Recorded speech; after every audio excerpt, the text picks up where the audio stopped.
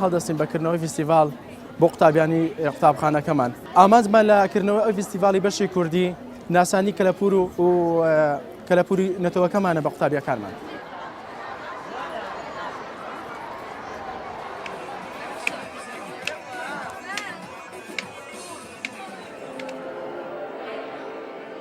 ساڵانە مەکتەبەکەمان هەڵدەستێت بەکردنەوەی چەند پێشانگایەک کە قوتابیەکان هەمووی بەشداری تیاکەن. فیستیڤالەکە چەند بەشێکی تایە وەکو کولتوری کوردی، زانست و هونەر و ئەدەبی ئینگلیزی.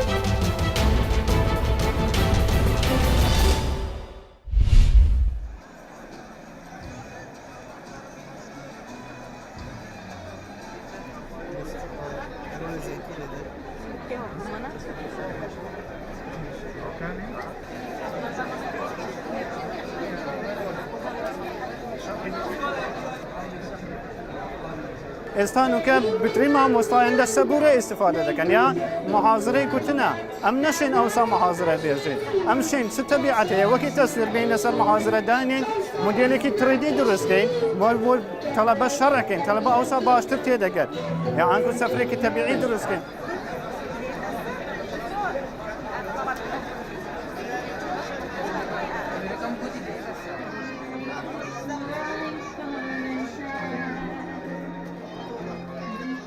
اما که قسم جغرافی پرورده بنیاد ماجی دستکاری هنده پروژه داکیه پروژه ماجی لسر پروژه که گشت و گازداری بو باجر دوه که ما چه کری اجی پروژه که کوترفلی که بیت چه کردن شرخی چیزا و بو رخی سر سینای پروژه که دهات که گله که باشه بو پاریزگاه دو که تو گشتیش بو هرما کردستانه.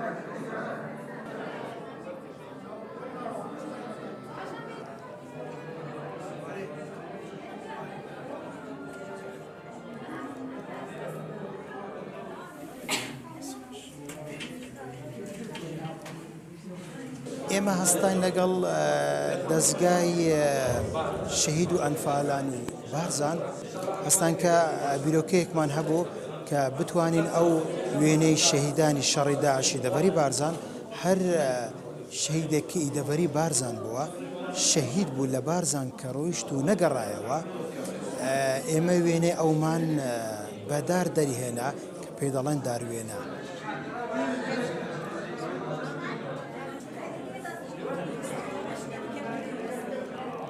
ئامانجمان لەوە بوو کە بتوانین خزمەتێک بە ماڵە شەهیدان بکەین خزمەتێکی بچووک بۆ ماڵە شەهیدان بکەن بۆی کە هەستان بە دروستکردنی وێنەکانیان لە حەقیقەتدا ئێمە بەو جۆرە ناتوانینەوە پاداشتیان بدەینەوە بەڵام ئێمەش خزمەتێکی بچووکمان